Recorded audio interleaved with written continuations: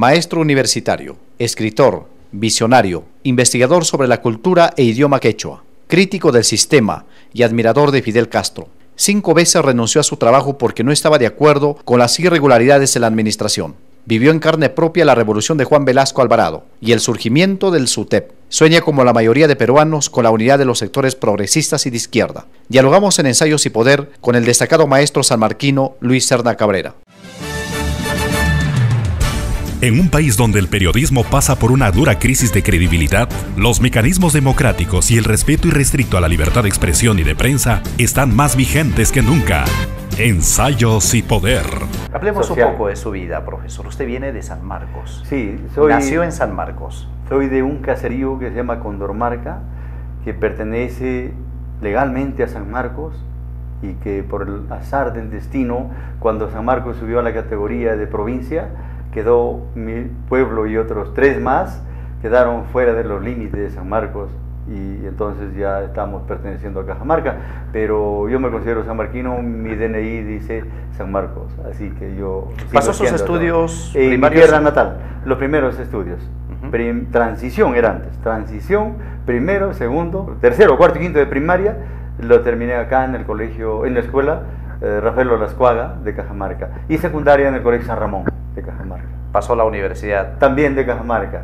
En la Universidad Nacional de Cajamarca. Los 5 años en la Facultad de Educación, en la especialidad de Lengua y Literatura. ¿Por qué escogió la carrera de Lengua y Literatura? Bueno, yo cuando terminé no tenía una orientación específica a qué carrera escoger, pero un hermano mío que ya era profesor de Lengua y Literatura, estaba terminando sus estudios, me sugirió que podría ser loable que yo coja también la misma carrera, porque había libros y muchas obras literarias ya compradas, y si yo cojo otra carrera habría que comprar nuevamente libros y mi papá no tenía mucho dinero. ¿Tuvo como maestro al poeta Manuel Ibáñez? Claro, lo conocí, fue mi maestro en el aula y era un amigo, más que un maestro.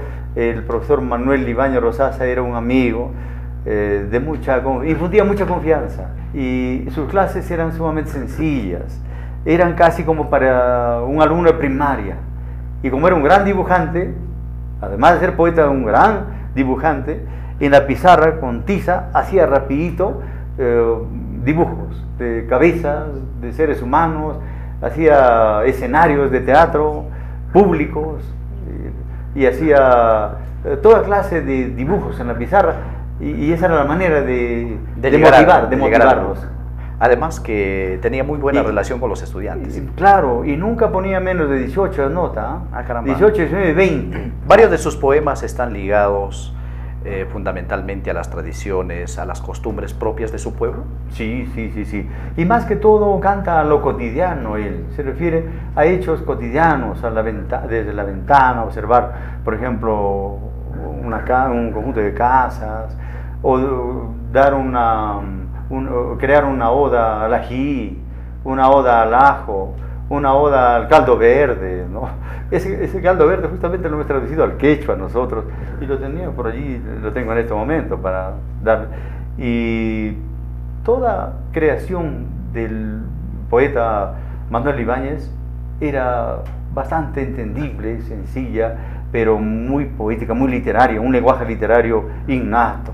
O sea, no es muy complejo como Vallejo, ¿no? Es más fácil de entender.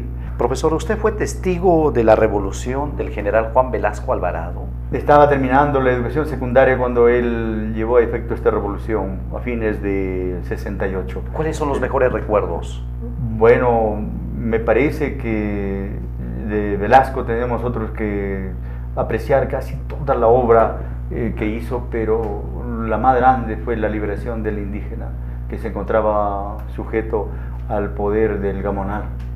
Y al liberarlo al campesino, le da libertad, una libertad pacífica, porque de repente hubiera sido más tarde una libertad, como él mismo decía, sangrienta. ¿No? La reforma agraria fue interesante, aunque algunos críticos dicen que no fue una reforma agraria, sino más bien fue un espacio que le dio cierto poder a un grupo de ciudadanos que no estuvieron preparados para administrar la tierra.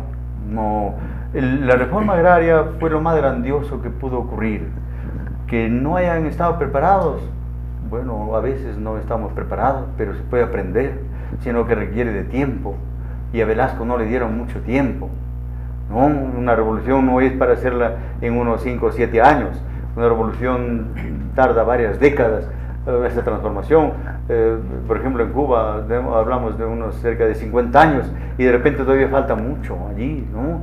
Entonces, imagínense unos 5 años, 7 años, es muy poco. Si hubieran podido ser grandes administradores los campesinos y se hubiera rotado los cargos también, faltó de repente alguna política más democrática, ¿no? En donde el que ocupe un cargo no sea muy eterno, sino que después de un año haya una renovación, hay una transformación, un cambio, una renovación, ¿no? De repente por allí se tenía que hacer ajustes, pero para mí la reforma agraria y la reforma educativa son dos reformas que no tienen parangón, son grandiosas, son bellísimas.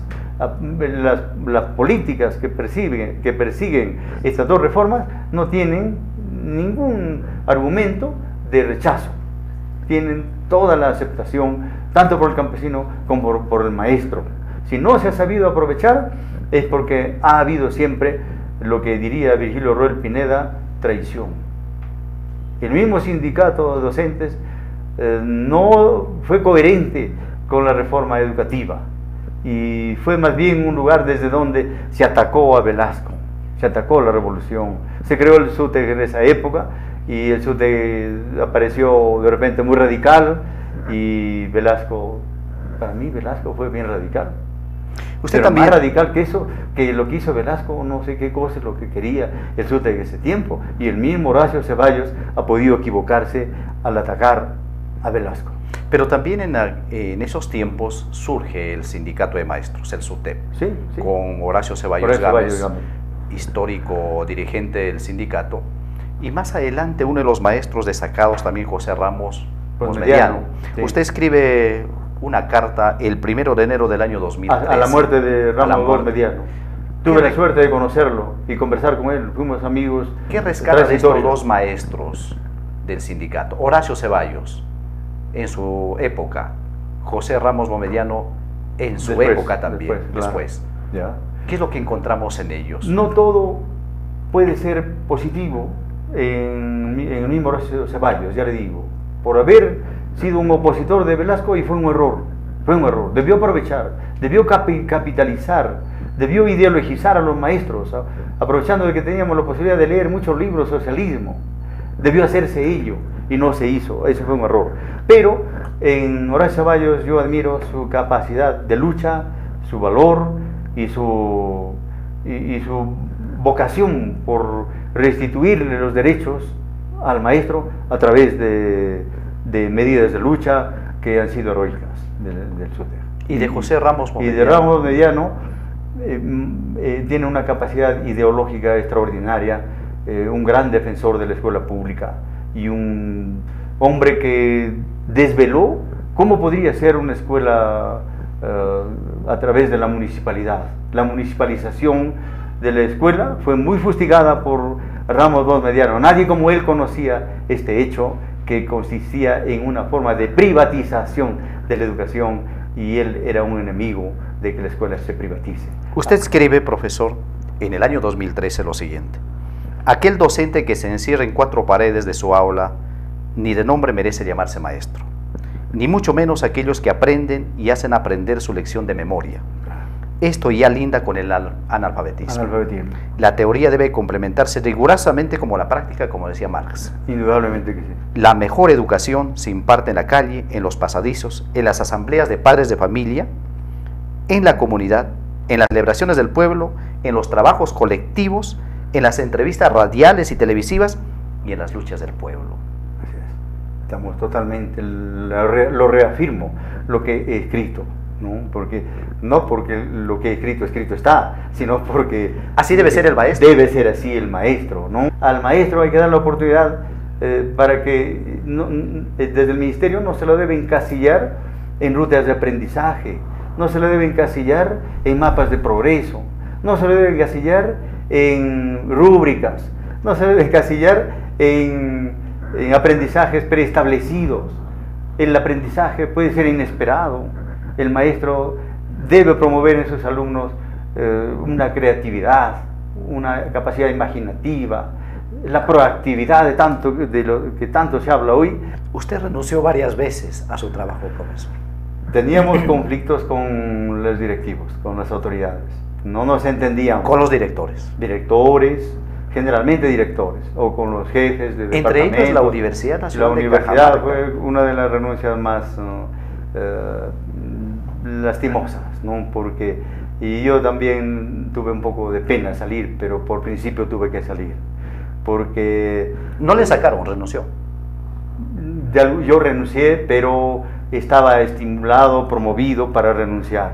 Estaba impulsado para hacerlo, porque yo había dicho en cierta oportunidad que el maestro contratado debe ser tratado igual que el nombrado, no tanto en el pago, sino en la carga horaria, porque a los contratados en la universidad les dan 18, 20, 22, 24, 28 horas de clase. Y usted sabe dictar 28 horas de clase en una universidad, eso es una farsa, eso es un engaño. Y yo decía que la ley establece que deben ser 16 horas, y más allá de 16 horas no se puede dar a un maestro, y mucho más cuando es nuevo, y el contratado es nuevo, y hay que respetarlo, hay que darle más tiempo para que se prepare mejor, y si tiene 16 horas, yo creo que es el tope, está bien. Y si un día de estos te dan, me dijo un colega, te dan 18 horas, ¿tú qué haces? Yo me voy a mi casa, le dije. No le acepto. Y un día de eso llegó, después de 10 años, después de 10 años me dieron 18 horas, y le dije hasta luego. Usted vivió en carne propia, o podemos decir los momentos históricos de la Revolución Cubana, con Fidel, después del año 1959, cuando el pueblo de Cuba apoyó la revolución armada en ese país. Sí. ¿Qué nos puede comentar? Y ya Fidel llegó el 59, ¿no? El 59 yo estaba en tercer año de primaria, ¿no? Pero cuando ya terminó la década del 60, por el 70, yo conocí un libro de él que se llama La educación en revolución. Y ese hecho de haber leído ese libro me hizo que conociera la ideología de Fidel. ¿Admira Fidel? Indudablemente. Para mí, Fidel es el más sabio que puede haber de todos los gobernantes del planeta, de todos los tiempos. El más sabio, el más humano, el más demócrata. Aunque los opositores dirán, ese señor está hablando fuera de foco, porque creen que Fidel es un dictador. Y para mí es un gran demócrata. Se le conoce como los investigadores más sublimes de los últimos tiempos. Claro. ¿Puede llevarse esa categoría Fidel? Sí, es un investigador, es un estudioso permanente. Creo que habrá dormido muy poco él. Imagínense si no quería afeitarse, porque perdía tiempo al momento de afeitarse. Él decía 3 minutos, me demoro en afeitarme, 5 minutos. Multiplique 5 minutos por 80 años que tengo, dijo una vez. ¿Cuánto tiempo hubiera perdido? Ese tiempo lo he utilizado para leer. ¿Fue José Martí la guía para la Revolución de Cuba? Indudable, él es el apóstol de la Revolución cubana. ¿Podemos decir ahora que Cuba tiene la mejor educación del mundo? Sí. La mejor universidad del mundo también. Aunque salgan en el ranking otras universidades, yo digo las universidades de Cuba pueden estar en el ranking número 1, porque son universidades que trabajan de la mano con el pueblo. El bloqueo le ha servido a Cuba para que sea lo que es ahora. Ningún país del mundo es como Cuba, porque no hay ningún niño sin escuela. No tienen analfabetos. Como diría Fidel Castro en un discurso, ¿cuántos niños esta noche estarán a la intemperie? Varios miles, cientos de miles de niños estarán durmiendo a la intemperie, pero ningún niño es cubano. Hay como 450 millones de niños que no van a la escuela, pero ningún niño es cubano. Hay 800 millones de analfabetos en el mundo, ninguno de ellos es cubano. Y lo más importante es que Fidel se ha preocupado por la salud de su pueblo. Todos tienen un control, un carnet de control. Todos los ciudadanos cubanos, de cualquier edad. Y si es anciano, mejor. A los ancianos hay que cuidarlos más todavía, porque son libros vivientes de los que hay que aprender mucho. ¿La revolución cubana repercutió en otros países? Sí, claro. Quisieron seguir el modelo cubano. Han querido seguir. Aunque desde la imagen querían ser barbones también, muchos. Y lo están siguiendo. Por ejemplo, Venezuela, Bolivia, Ecuador. Y ojalá en el futuro nuestra patria, el Perú, tuviera un pensador como él, un estadista, un hombre humano como él, hombre humano como diría Vallejo, ¿no? Un hombre humano que llegue a ser presidente del Perú, pero con un buen equipo de trabajo, ¿no? Un buen equipo de trabajo. Podría ser, pero yo admiro las políticas de Venezuela, las políticas de Bolivia y las políticas de Ecuador. Sí. Y como decía Rafael Correa, Fidel Castro no buscaba ser imprescindible. Él luchó hasta el final. Sí. ¿Usted cree de que merece Cajamarca guardar luto por 3 días? Y no solamente 3 días. Debería ser unos 6 días o 9 días. Debe ser múltiplo de 3. Porque el 3 puede ser un número cabalístico y estaría bien 6 o 9 días. Porque todos los pobres del mundo, toda la gente marginada, toda la gente explotada, los maestros, desde los maestros para abajo, creo que otros profesionales están mejor pagados ya, ¿no?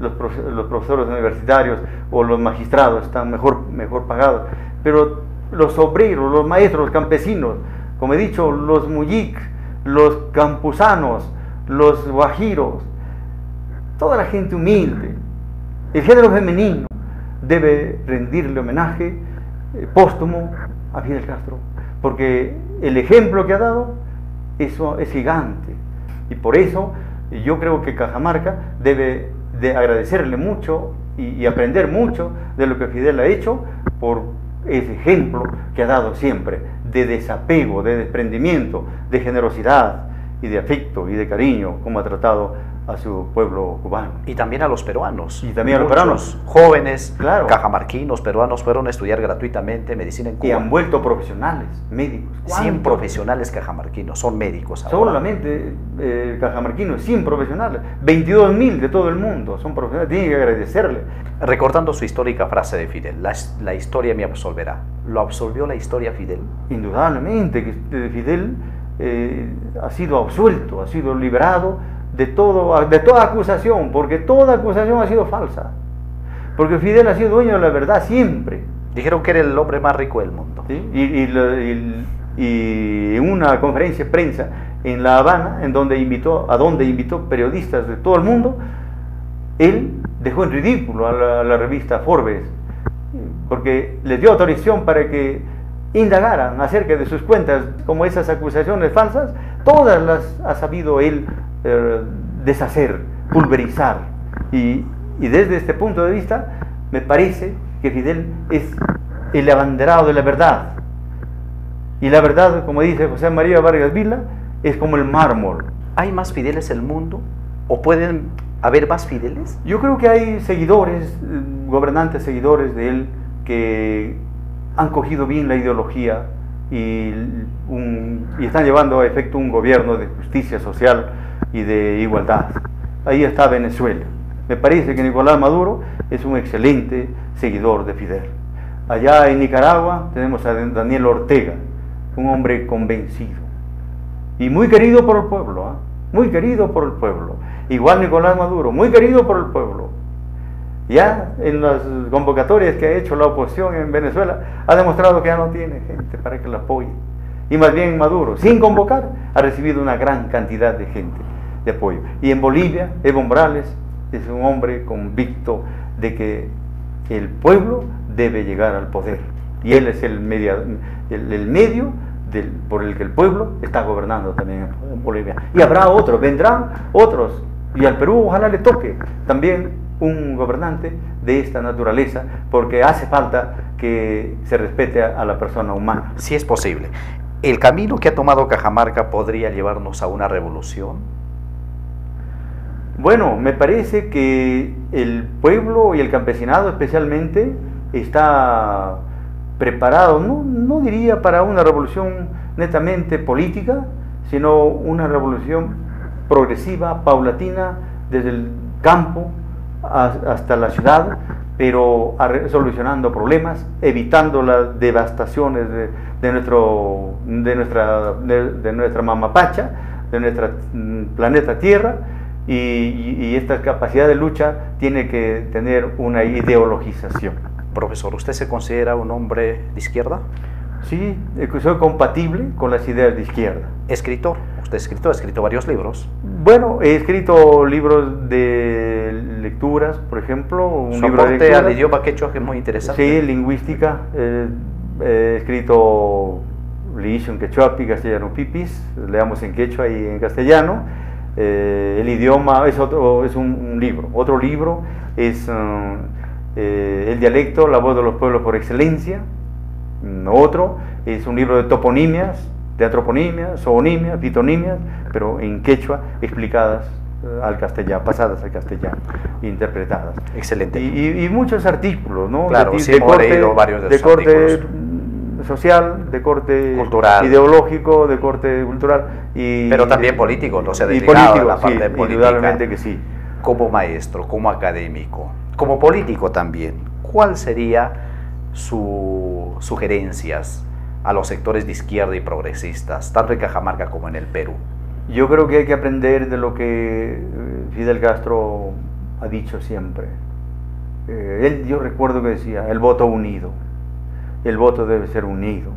Y entonces hay que unirnos todos en un solo pensamiento, un solo criterio, embarazándonos de cualquier prejuicio que tengamos y de que yo quisiera ser el líder y tú no importa. Veamos a quién, el pueblo sabe a quién elige, el pueblo sabe a quién escoge como su líder, pero aquel que va cogiendo cariño y afecto por el pueblo no se le debe quitar esa oportunidad también. Ya no hay necesidad de someter a muchas pruebas de votos, porque los votos a veces se manejan en nuestra sociedad peruana, los votos a veces son manejados y no es como en otras sociedades en donde el voto es limpio, puro, no transparente. Y aquí hay una frase en Cajamarca de Gregorio Santos que dice: el pueblo manda, el pueblo manda. Es lo que decía Fidel Castro. Al pueblo hay que decirle la verdad y nada más que la verdad, en todo aspecto. Nunca se le puede mentir al pueblo. Al pueblo hay que decirle únicamente la verdad, decía Fidel. Y yo asumo esta frase como que hay que hacerla nuestra. Nunca hay que mentir al pueblo, ni un milímetro de mentira, ni un paso de mentira, ¿no? Entonces, hablándole la verdad al pueblo, se va a dar cuenta que es un buen líder. Profesor. Y eso es lo que hizo Omar Torrijos en Panamá y ganó las elecciones. ¿Por qué? Porque llegó a todos los pueblos de Panamá a decirles la verdad y se quedó con ellos y durmió en sus casas y comió la pobreza que le invitaban allá. De esos líderes queremos que haya uno, pero que marche directo hacia la defensa y el gobierno de las clases mayoritarias sufrientes de nuestra región Cajamarca y de nuestro Perú. Profesor, un honor dialogar con usted. Muchísimas gracias por venir a Ensayos y Poder. Muchas gracias a usted, amigo Segundo Mata, y gracias al pueblo.